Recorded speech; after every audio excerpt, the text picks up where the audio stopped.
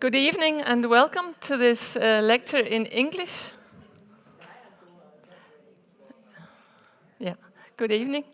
Yeah. So the subject of my lecture this evening is nothing less than what is love. And of course, what we are studying here is the science of love. That's what Martinus cosmology is all about. So I can only cover a very small part of the subject. Pernille will continue with different aspects of love on Thursday.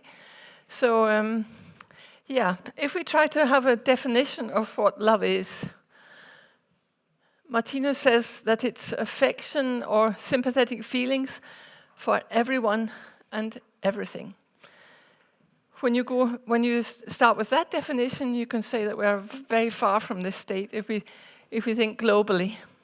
There are so many wars on the planet. There's so many problems in relationships. There's so many unhappy marriages, unhappy people in various work situations and so on.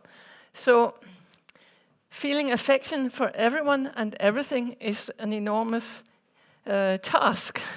It's something we really have to work on. But we have plenty of time. We have eternity, so we'll get there. Martinus describes our evolution. He says we're evolving from unfinished human beings to becoming real human beings. And he describes two major epochs in this evolution. One he calls the epoch of Moses, who you see here, with the 10 Commandments. And the other he calls the epoch of Christ, who you see here. If I just go back to Moses. Moses described Martinus as a very, very masculine man, extremely masculine man, and he was a sort of prophet of marriage. He preached that one should find your partner, your husband or your wife, and you should stay with that person, and no funny business. So he was really the prophet of marriage, where Christ came and said, love your neighbor as yourself, without exception. And one can say these are two very opposite epochs, and they're rather in conflict with one another. One could say, here's a quote from Amidst the Birth Pangs of a New World Epoch. According to the law of marriage, every married person must stay with his or her spouse. If that person loves another individual more than his or her spouse, that person commits adultery. But the law of neighborly love demands that we love God above everything else and our neighbor as ourselves. So here we see these two different moral epochs or sexual epochs. The epoch where one can fall in love and be in love with a partner for one's whole life, maybe even several lives. The epoch of marriage, and then this epoch where we love absolutely everyone and everything. And there are, of course, many, many stages between these two polar situations, but we'll come back to that. So if we just see where I was. So if we go back to Moses, then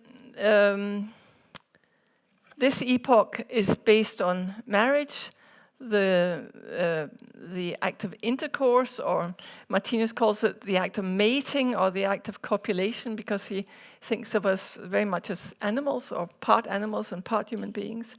And the Christ epoch is based on quite a different kind of love. And we can say, well, how is this, what's happening? And here we have a symbol called the cosmic cycle of the pole principle. Martinus talks about us having two sexual poles in every one of us. So we have a male pole and a female pole, every one of us. So here we see two beings. We see here a female being, let's say it's a woman in this part, with a female pole that's dominating, and a masculine pole that is very degenerated at a minimum in the middle here. It's also an animal here. And here we have the opposite, male being with a very strong male pole and a very minimal or latent feminine pole. But we also see that what Martinus calls the opposite pole in our consciousness. In other words, the female pole in the man and the male pole in the woman are growing. Those two poles are growing.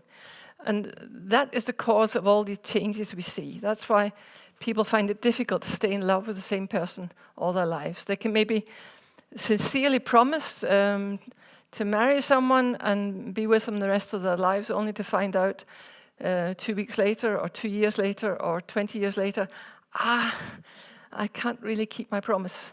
And it can cause a lot of suffering and confusion. People can wonder what's wrong with them.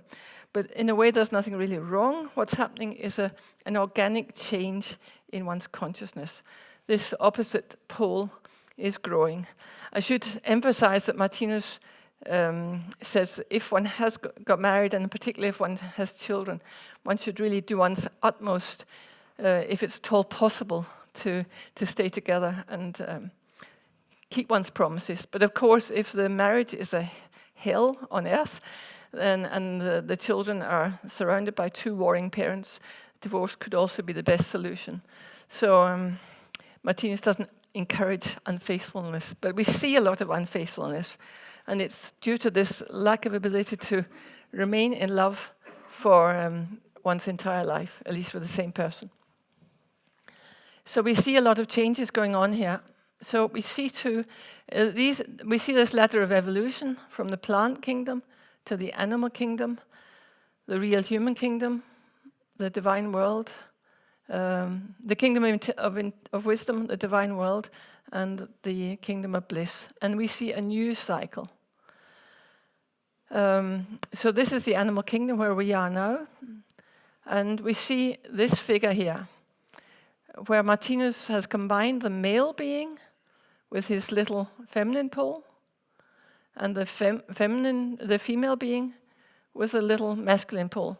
They're joined together, they're bound together with those 2 crosses, and that symbolizes they're in love with one another, they're engaged in intercourse or mating if they're animals, and they create this artificial, temporary, double pole being. And it's this that gives access to this temporary, unconscious connection with God or the divine. That's why this sexual experience is usually so pleasant. And there is great need of that, because in the animal kingdom we are experiencing the culmination of darkness. You see this figure up here, where darkness culminates, and then we move towards light, the culmination of light, and then a new epoch of darkness. These 2 contrasts are essential to our experience of life. If we didn't have darkness, we couldn't experience light. If we didn't have light, we couldn't experience darkness. So these 2 contrasts are fundamental to any sort of experience whatsoever, not least the experience of life. So in the animal kingdom, as pure animals, it's kill or be killed, eye for an eye, tooth for a tooth, which is the law of Moses. It's a tough world. It's really hard. So we get this little glimpse of the divine in the animal kingdom. But it won't go on being like that. Martinus talks about there being 3 sexes, not 2. He talks about the female sex, the male sex, and then the human sex, real human sex. And that's the state when the 2 sexual poles are in balance. As I said before, the male pole grows in the woman until it equals the feminine pole. The feminine pole grows in the man until it equals the masculine pole. So then we have double pole beings.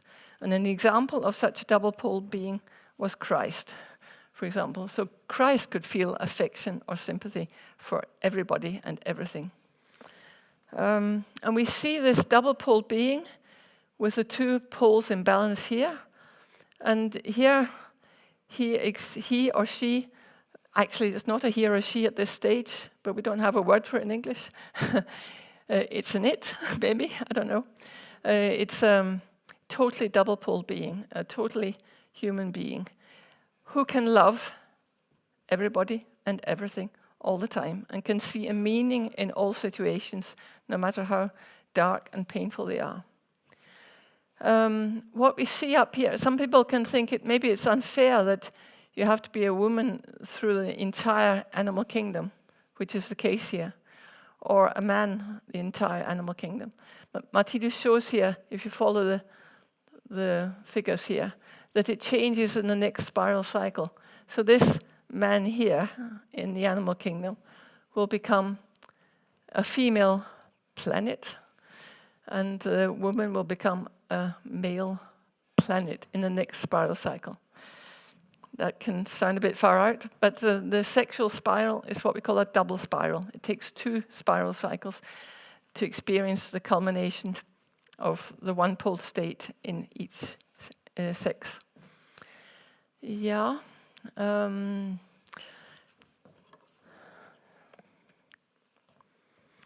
So Martinus talks about the creation of Adam and Eve.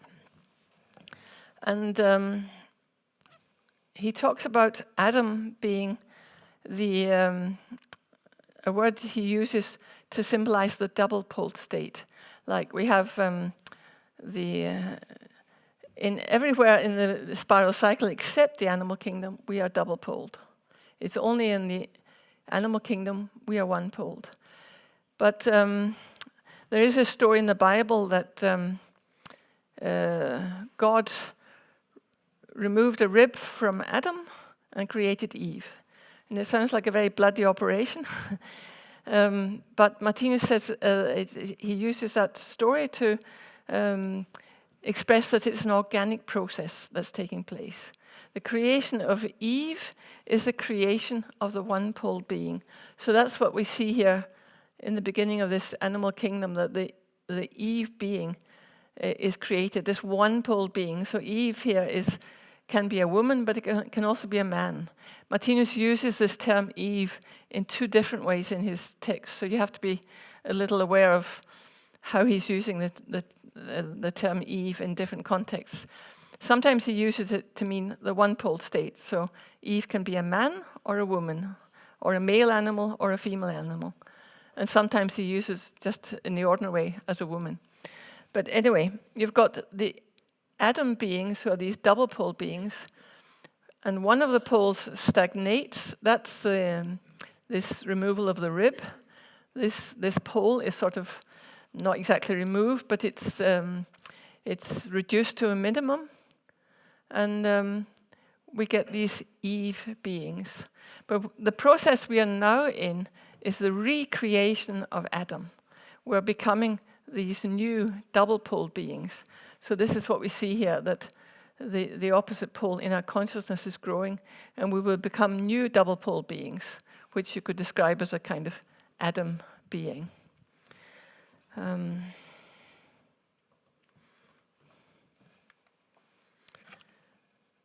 So here's a quote.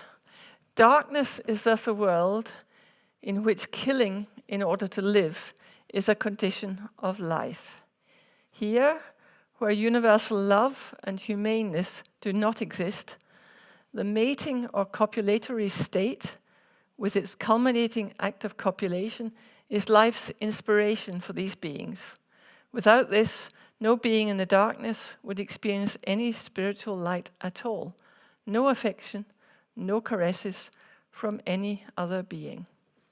Everything would be the blackest darkness, the absolutely blackest night." So we are greatly helped through this darkness, through this sexual connection, both as animals and as human beings.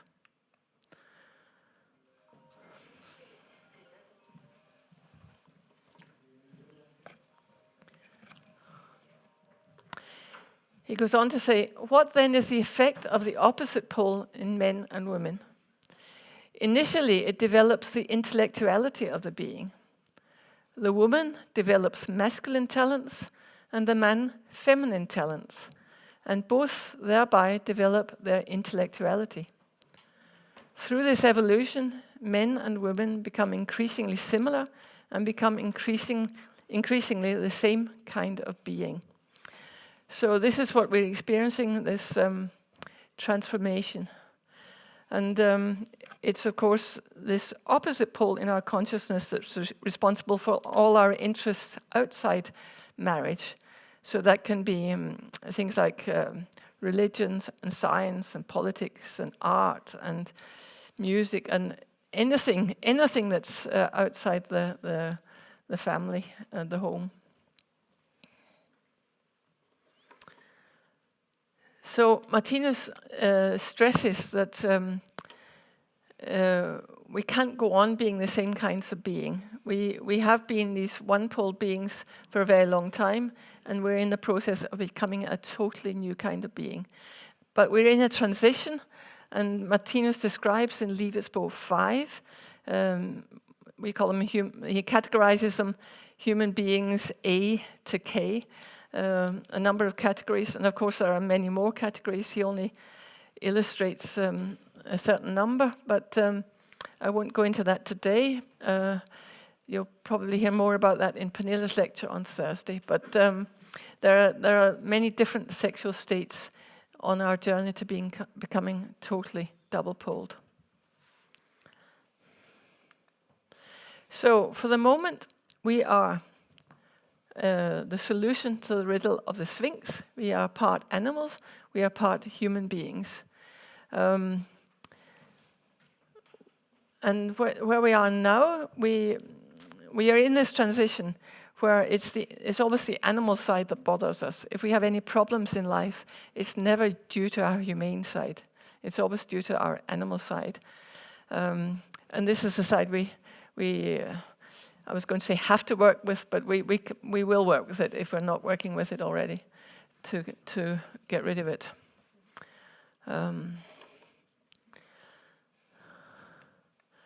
And the result of the animal sides of our consciousness is the law of karma, also the result of the humane sides.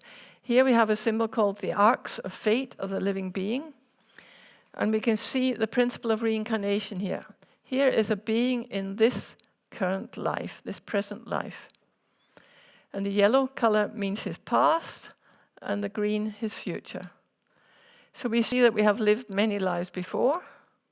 There are 4 of them, and we will live many lives in the future. So here there are 4, as an example. And we can see that the law of karma works in such a way that we send out energy and it comes back to us. When he has colored the arcs of fate violet, it's just a principle. It's neutral. It covers both the pleasant and the unpleasant forms of karma. So whatever we send out will come back to us. Sometimes it comes back very quickly. Sometimes it can come back in some years. Sometimes it can come back in the next life, or the next life again, or the next again, and so on. What it means is, in the now, we are eternally connected with our own past. So if I'm here, then I'm reaping the consequences of what I've sown previously in this life, but also in my previous life, my last life, or maybe 2 lives ago, or maybe 3 lives ago, maybe 4 lives ago. And when Martinus writes about the fate of the Jews in Livets 4, if I remember rightly, I think he said it was accumulated karma for 40, 50 years, something like 40, 50 lives, something like that. So for various reasons, there's some sort of great cosmic coordination that coordinates when you get the karma you need to get for your development. So here we see what happens when we manifest so-called dark karma, because now the karma waves are orange, which is a symbol of the killing principle. We see again our past, the present, and the future. And we see this ladder of evolution.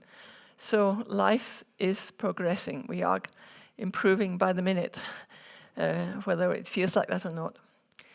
So here we see someone who has sent out some sort of dark karma. Maybe you have killed someone, and then you're killed yourself. Maybe you've been critical, and then someone's critical of you. So all degrees of unpleasantness are covered by this symbol, from murder to a little evil remark.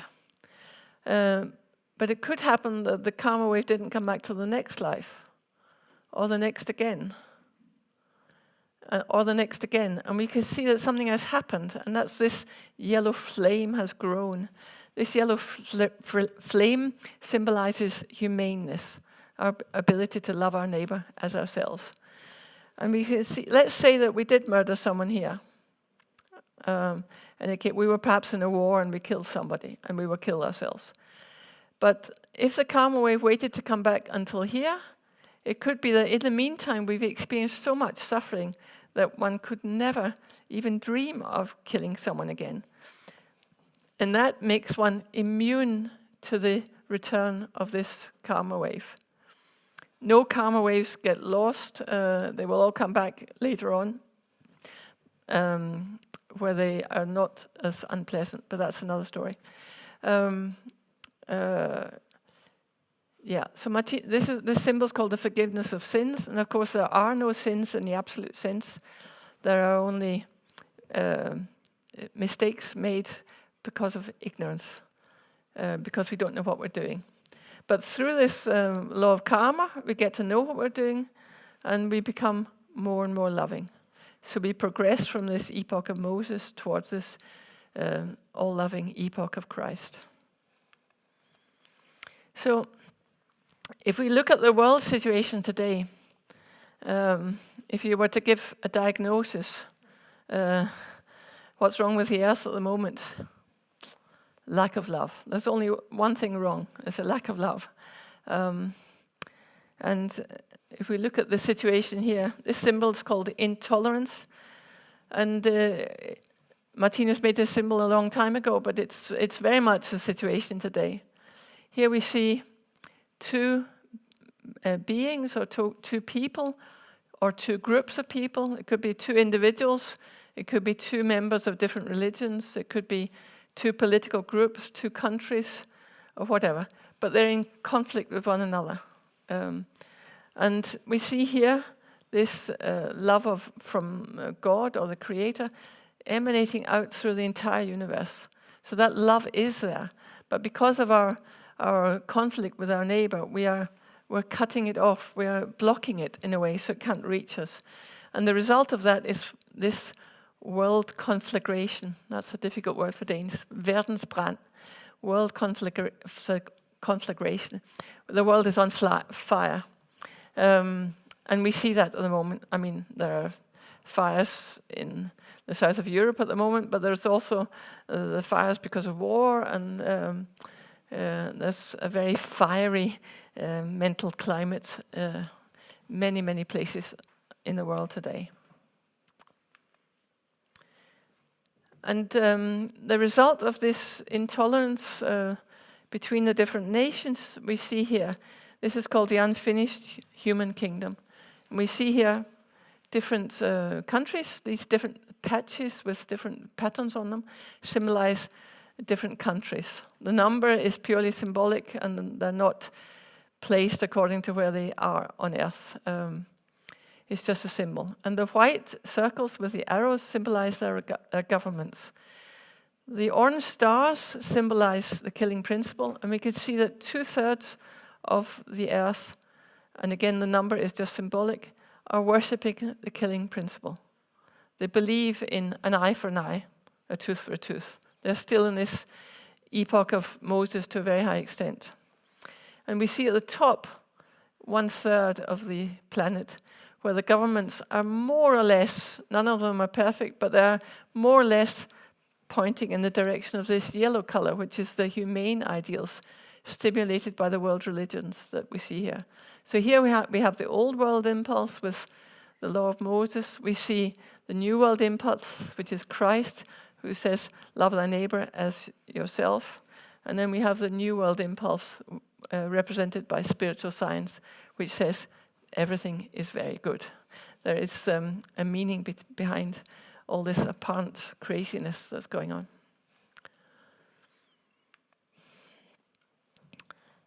I have a few quotes now, I think, yes.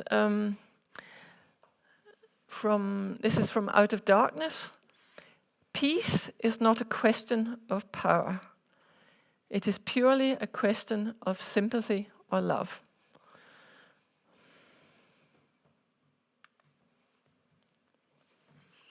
This is an article called The Most Dangerous Poison in the Universe. I love the title. Anyway, the most dangerous poison in the universe is a lack of love. I'll read the quote. The cause of mankind's unhappy fate is the lack of love. In mankind, there is such an overwhelming famine with regard to love that people die by the million from lack of love. All the people who die from the effects of a war die from this famine. All those who die on the battlefields, all those who die in the gas chambers, all those who die from torture, all those who die as victims of firearms or other explosive methods of killing, all those who die by being executed, be it by means of the guillotine, the hanging scaffold, and gallows, and so on, die solely from a lack of love. One diagnosis. You can see in the future the doctor writing the death certificate, and it says, cause of death, lack of love. So, if there were complete mutual love in the world between the beings, the above-mentioned deaths could not possibly occur. Thus, more people die in the world.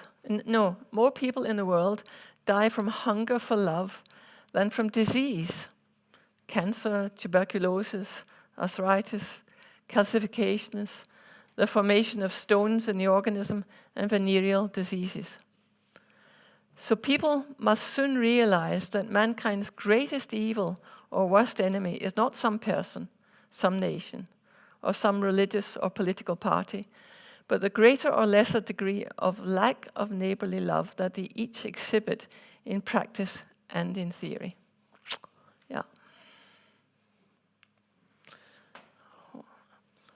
One cannot, of course, deny that the terrestrial human beings' wars are due exclusively to a lack of humaneness or neighborly love in its culture. And if you look up in the index to Martinus' books, Lack of Love, you will find hundreds of quotes about this.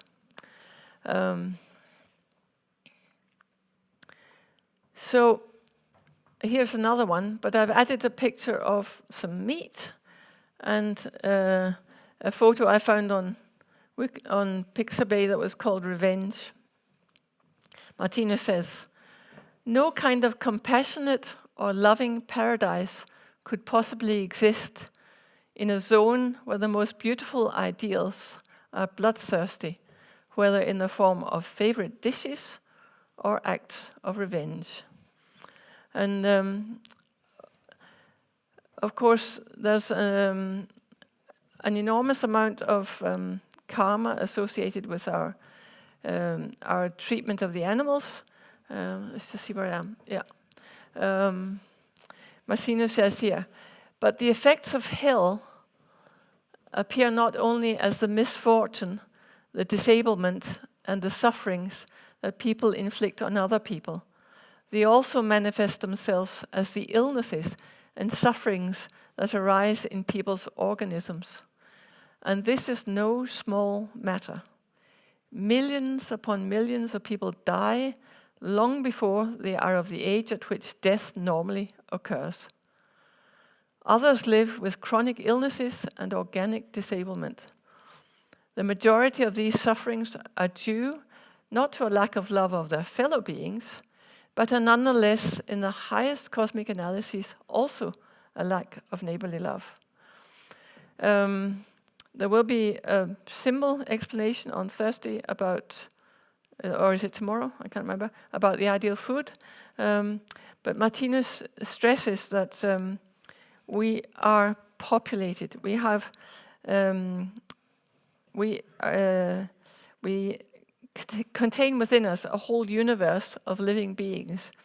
So if this is one of us, I said, this is me with my I, my ability to create and experience, and my organism. And my organism is populated by living beings. So here we have 8 organs symbolized. The number is just symbolic. But the organs also have an I, an ability to experience and create, and an organism. And they, in turn, are populated by cells.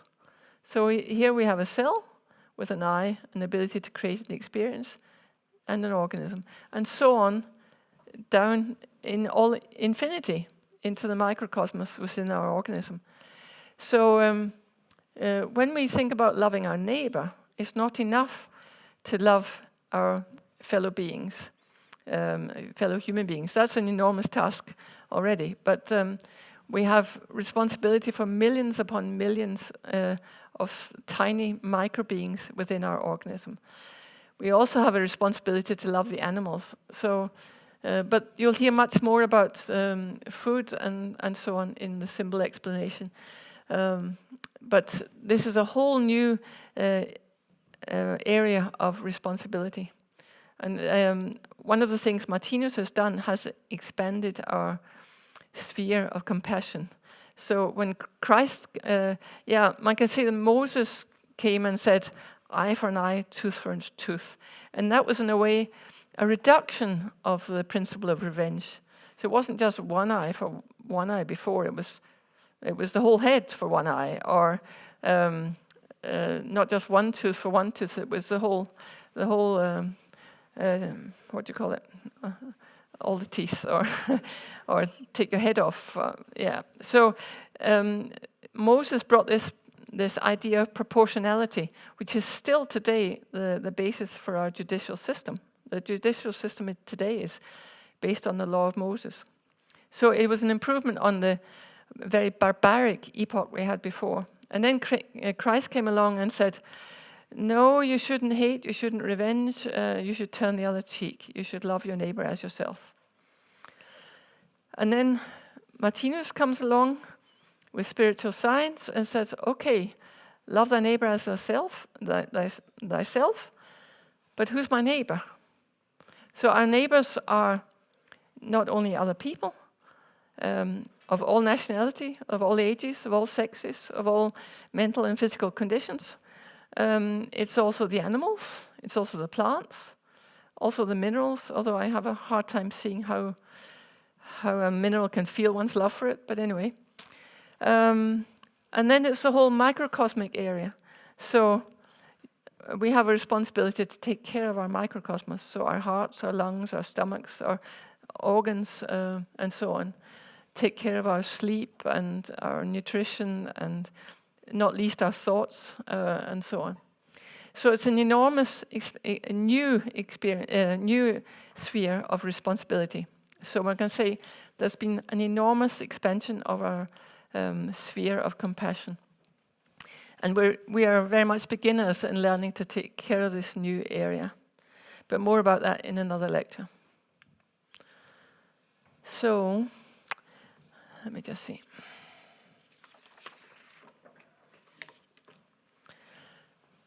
Love is forgiveness. I've put up the title. Here we see our evolution. We see reincarnation. We see life after life after life after life after life. And we see this being is hit by a very dark form of karma, the orange color symbolizing the energy of gravity. So it could be murder, it could be something very unpleasant, it could be illness, poverty, unemployment, anything. And we can see from this enlarged part that the dark karma is hitting the living being, and he responds in the same way. And this leads to this Armageddon on Earth, this world conflagration, all these wars on Earth, the natural catastrophes, and so on. And of course, this springs from a belief in materialism, in the one life theory. So this is a very dark world. This is like the culmination of darkness. But we see the light is shining behind it anyway, because there is a divine purpose to this. But all this suffering gives rise to this ability to not have the heart to do evil. This feeling of compassion, this faculty for humaneness grows. And this is what we see here. So we get tired of the darkness. What can I do to be happy? What can I do to be healthy? And so on. And we begin to change our behavior, stimulated by world redeemers like Christ, who say, turn the other cheek, love your neighbor as yourself, love your enemies, and so on. Forgive those who trespass against you, and so on. So we can see, and here cosmic science is an enormous help, because we understand that when some dark karma hits us, it's ourself we are meeting. It's our own past that's coming back to us. So we can say, okay, you're the postman bringing me my electricity bill. It was me who used so much electricity, or whatever. So it's my own karma that's coming back to me. So there's no reason to be irritated or upset with this person who's bringing the karma. And you can ideally, and I know it's difficult, and I'm certainly not there myself yet, but if you can meet this person or the situation that's bringing this dark karma with understanding and love and forgiveness, you will send out a new karma wave, which is light and beautiful and loving. And the better we get at that, it takes years of practice, lifetimes of practice, the more we will gradually climb out of the animal kingdom and become this new sex, this third sex, this real human being. Then we will become Christ beings ourselves. So, love is forgiveness. Love is also logic. For me, the word logic sounds a bit cold, but I got another impression of the word when I read Martinus' book called Logic. This is a quote from it. What is logic? Logic is planning, the revelation and realization of which result in perfect 100% usefulness.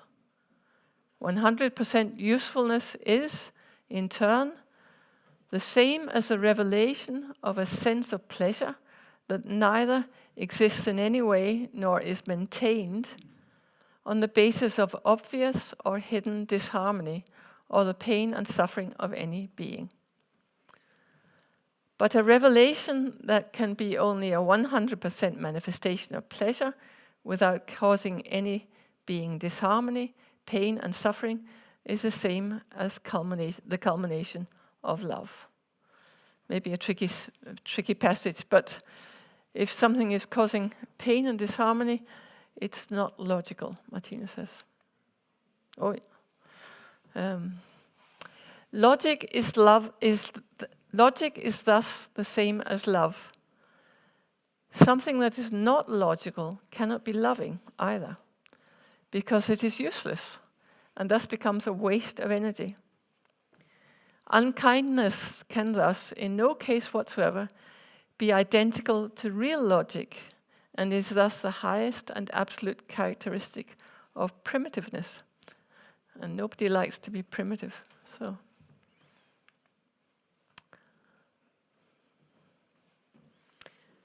Being loving is the same as being truly logical and thus perfect.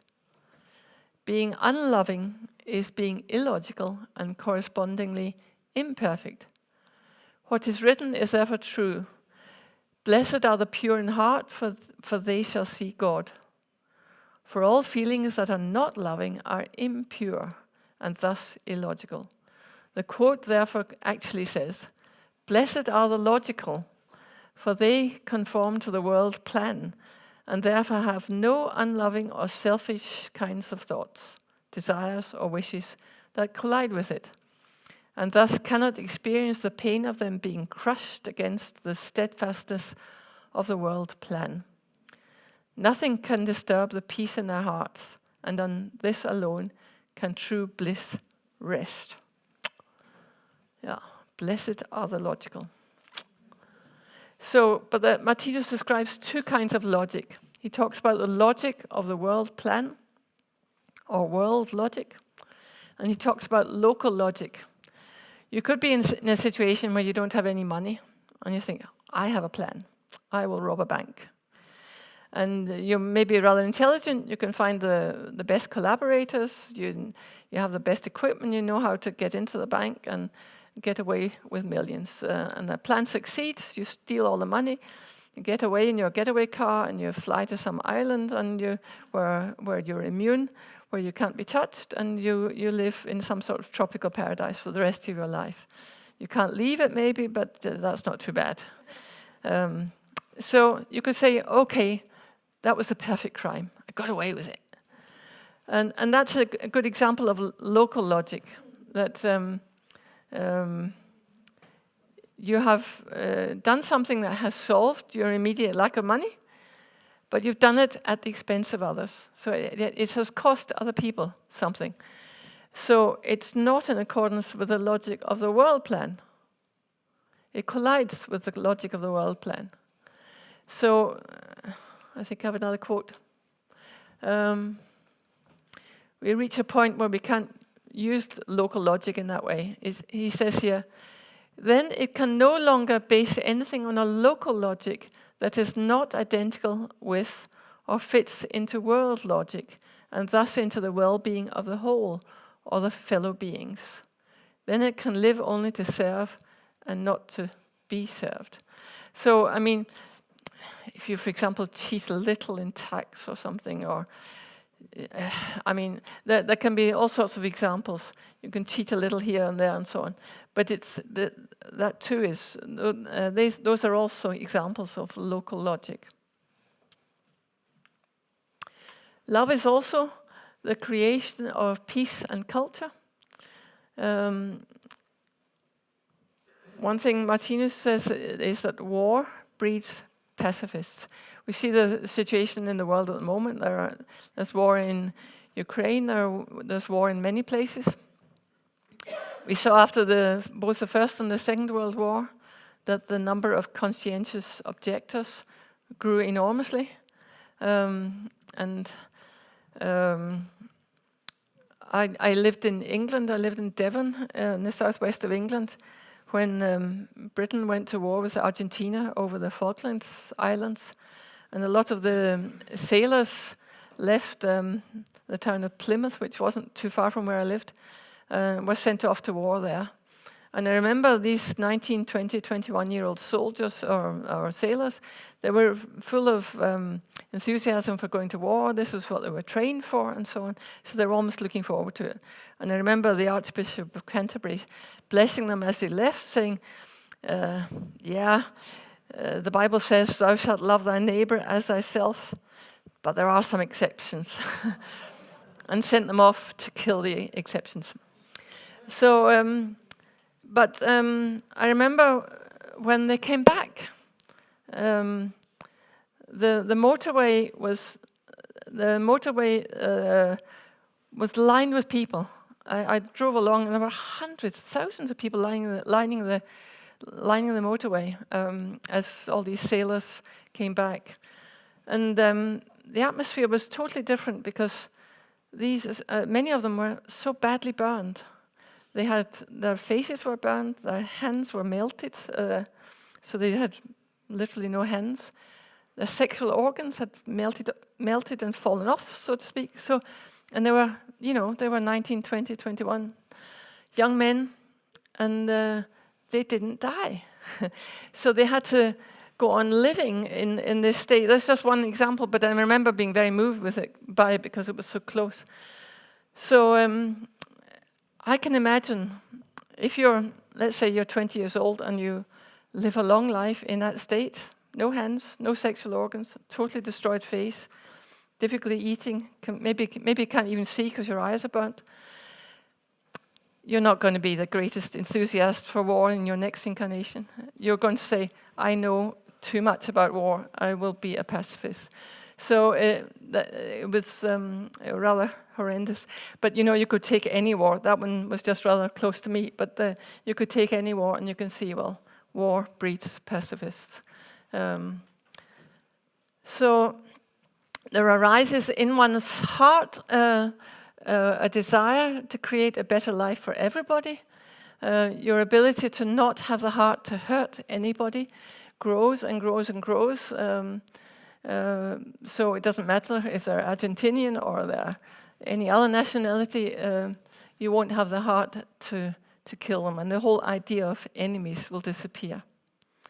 So the idea of every man for himself will be replaced by every man for his neighbor.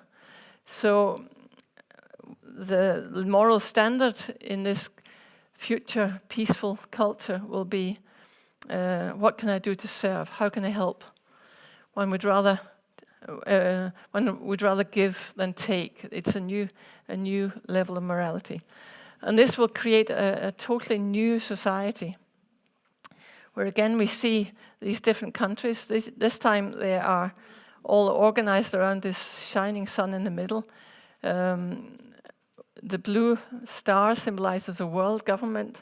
The triangle symbolizes God. So here we have a cosmically conscious world government. Can you imagine? It seems to be a long way off, but it's on its way. And God-centered, so one experiences God in everyone and everything. And we see that the countries are colored green and yellow, and that's because the green symbolizes intelligence and the yellow feeling. So one's intelligence has been humanized and one's feelings have been intellectualized. So you have this perfect balance between intelligence and feeling. And we can see that everyone is focused on this. Everyone is pointing towards this world government. And Martinus has written a lot about this coming world culture that I can't go into now, but we can see that the world religions, which is symbolized behind here, the orange one is this law of Moses, eye for an eye, tooth for a tooth. It's more or less lost any kind of impact on earth. The humane world religions, the yellow color, love thy neighbor as thyself, have been rendered scientific by this by spiritual science, which is this white area. So lack of love is the problem.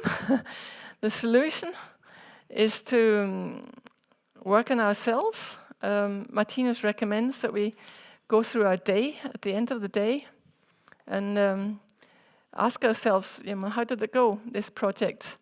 Love thy neighbor as thyself. Some people have had near-death experiences, and they have experienced that the only thing that actually counted was how loving they were during their lives. Nothing else mattered, nothing else. So I could recommend, and Martinus recommends, that one can go through one's day before one sleeps and say, okay, how did it go? Yeah, I got a bit impatient with him. I was irritated with her. It went pretty well with that situation. I was quite satisfied with that. And look at one's life. But, we have eternity in front of us, so one shouldn't be impatient with oneself either. But one can sort of use one's will to say, okay, I would like a better relationship to her. What can I do to improve it? What can I do to make this situation more loving? And here Martinus really recommends using prayer to support us in this process of getting rid of the animal within us. We are sphinx beings. We have an animal side. We have a growing human side, but it needs nourishment. It needs help. And we get theoretical help from Martinus cosmology, from other sources too. And we can get real practical support and help from the power of prayer. Thank you.